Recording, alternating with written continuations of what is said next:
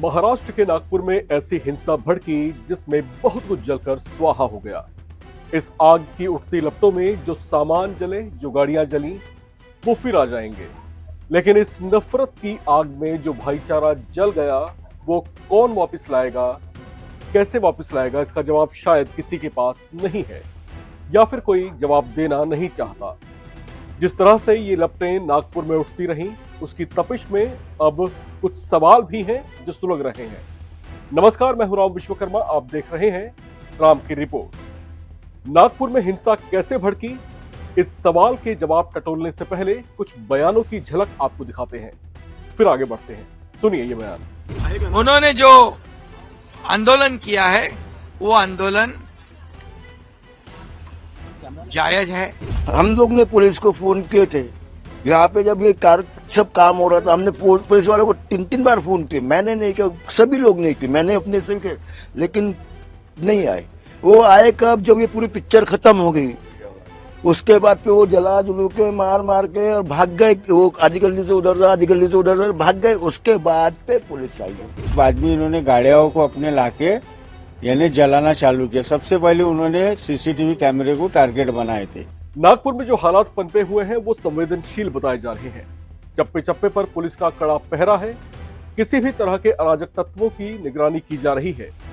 हिंसा की जो आग नागपुर में फैली है, उससे लेकर बताया गया कि इसकी शुरुआत मुगल बादशाह औरंगजेब की कब्र के खिलाफ प्रदर्शन से हुआ। बताया जा रहा है कि एक गुट प्रदर्शन करता हुआ आगे बढ़ रहा था, तब दूसरे गुट की ओर से इसका विरोध किया गया। स्पष्ट तौर से पुलिस ने बताया नहीं कि ये दूसरा गुट किनका था, लेकिन माना जा रहा है कि ये मुस्लिम समाज के कुछ लोग थे जिन्होंने औरंगजेब के खिलाफ किए जा रहे प्रदर्शन का विरोध किया, जिसके बाद तनाव बढ़ता बढ़ता हिंसा के तौर पर तब्दील हो गया। यह हिंसा पहले नागपुर के महल इलाके में फैली और फिर देखते देखते हंसापुरी समेत कुछ अन्य जगहों पर भी भड़क उठी। हालात ऐसे हो गए कि इसे संभालने में जुटी पुलिस के हाथ पांव भी फूल गए, जिसके बाद इसे आंसू गैस के गोले और लाठीचार्ज तक करना पड़ा, जिसके बाद हालात की संवेदनशीलता को देखते हुए कर्फ्यू तक लगाना पड़ गया। इस घटना को करीब से देखने वाले चश्मदीदों ने जो बताया वो खासा चौंकाने वाला था। सुनिए हिंसा की उस घटना के चश्मदीदों के ये बयान। मेरे दुकान में बंद किया 10:30 बजे। मेरे किराना स्टोर की दुकान है, दुकान बंद करके आया। मैं खाना खाने बैठा, शोरगुल हो रहा था। ऐसे ही कुछ समझ नहीं आ रहा था। फिर एकदम से फटरे मारना, लाठी चलना। मैं एकदम से घर बाहर जाके देखा तो वहां से गाड़ियों को घसीट के फोड़ रहे, गाड़ी को, गाड़ी पे आग लगा रहे।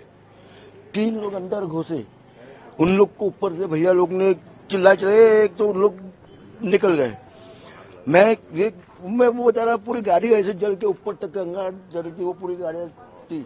मैं आया पानी का पाइप लेके गाड़ी को मैं कैसे बुझाने के लिए, तो मेरे को पत्थर फेंक के मार दिए। ये पूरा पत्थर फेंक के मारा। मैं घर के अंदर घुसा। हम लोग ने पुलिस को फोन किए थे यहाँ पे, जब ये सब काम हो रहा था, हमने पुलिस वालों को 3 बार फोन किए। मैंने नहीं किया, सभी लोग नहीं किए, मैंने अपने से किया, लेकिन नहीं आए। वो आए कब? जब ये पूरी पिक्चर खत्म हो गई, उसके बाद पे वो जला जुलू के मार के और भाग गए। वो आधी गली से उधर आधी गली से उधर भाग गए। उसके बाद पे पुलिस आई है।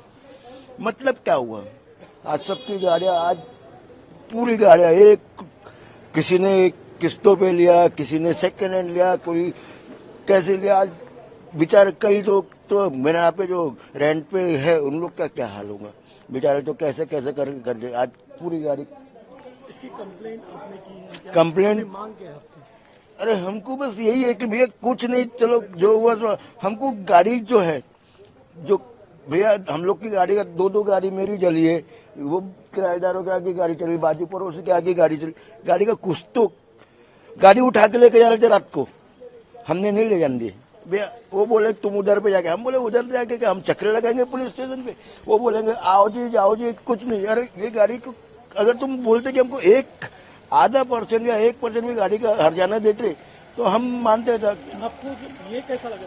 चोट कैसी आई? ये मुझे पत्थर मारा गया ना। मेरे ये गाड़ी इधर खड़ी थी, पूरे आग लगी थी। मैं गाड़ी को, आग जल रही थी, बुझाने के लिए मैं बाहर आया तो पत्थर यहाँ से लेके वो ऊपर बिल्डिंग तक के मारे। वो वहाँ के पूरे बिल्डिंग के ऊपर कांच फूट डाले। आपको जानना यहाँ 9:30 से 10:30 के बीच में कम से कम 200 से 300 लोगों की यानी आए, या जमघट हुआ, तैयार हुआ।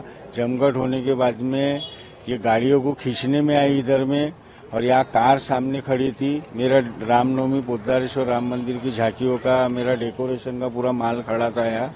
तो उन्होंने सब निकाल के मेरी बाइक, मेरे भाइयों की बाइक, इन्होंने सब रोड पे लाके या जलाए, और जलाने के बाद में ये गलियों से भाग गए। तब तक का पुलिस कम से कम आधा घंटा पौन घंटा ये चलते रहा प्रोग्राम।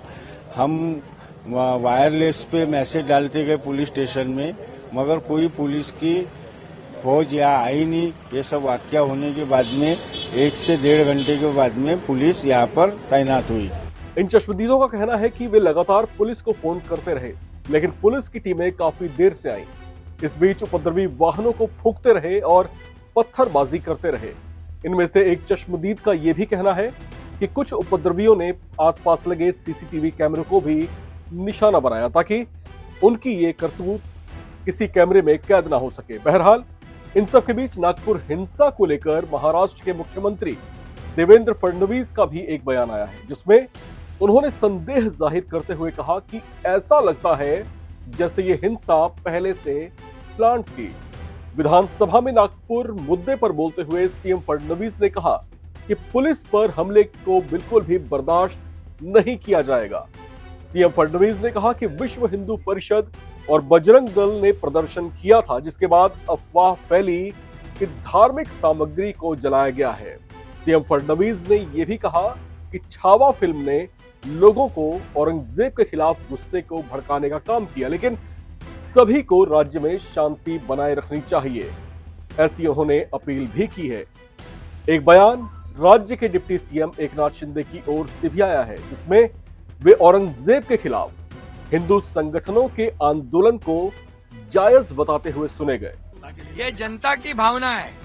देखो, जनता की भावना हमारे राजा के प्रति, छत्रपति संभाजी महाराज के प्रति बहुत ही गंभीर है, और इसलिए उन्होंने जो आंदोलन किया है वो आंदोलन जायज है। उनके मन में जो है हमारे राजा के प्रति प्रेम भावना है, और औरंगजेब के प्रति जो देशद्रोही है उसके प्रति गुस्सा है। महाराष्ट्र पुलिस की ओर से जारी बयान में कहा गया है कि हिंसक झड़प में 2 समुदायों के युवकों ने एक दूसरे पर पत्थर फेंके। इस दौरान आसपास खड़े कुछ वाहनों को भी फूंक दिया गया। हालात को संभालने में लगे एक डीसीपी निकेतन कदम पर भी अटैक किया गया, जिसमें वे घायल हो गए हैं। हालात की संवेदनशीलता को देखते हुए नागपुर पुलिस ने प्रोहिबिटरी ऑर्डर इशू किया है। साथ ही पुलिस ने 50 लोगों को हिरासत में भी लिया है। सीसीटीवी कैमरों को खंगाला जा रहा है, चेहरों की पहचान की जा रही है, और वो तमाम कार्रवाइयां की जा रही हैं जो ऐसी घटनाओं के बाद पुलिस करती है। लेकिन सोचने वाली बात यह है कि क्या हमारे दिलों में नफरतें इस कदर दबी पड़ी हैं जो किसी के एक बयान के पूरे देने से या किसी फिल्म के देख लेने से भड़क जाए? क्या आपको नहीं लगता कि इस सोच का दायरा कुछ बढ़ना चाहिए और किसी की कठपुतली बनने से बचना चाहिए? आप भी इसी समाज में रहते हैं, हम भी इसी समाज में रहते हैं, और भारत देश में बहुत सी ऐसी कम्युनिटीज हैं जो आपस में मिलजुल करके रहती हैं। एक मिसाल कायम करने की आवश्यकता है, एक खुले दिल को दिखाने की आवश्यकता है। हम किसी के बहकावे में क्यों आए, ये सोचने और विचारने का विषय है। फिलहाल आज की इस रिपोर्ट में इतना ही। बाकी तमाम अपडेट्स के लिए आप लगातार बने रहें और देखते रहें NBT ऑनलाइन।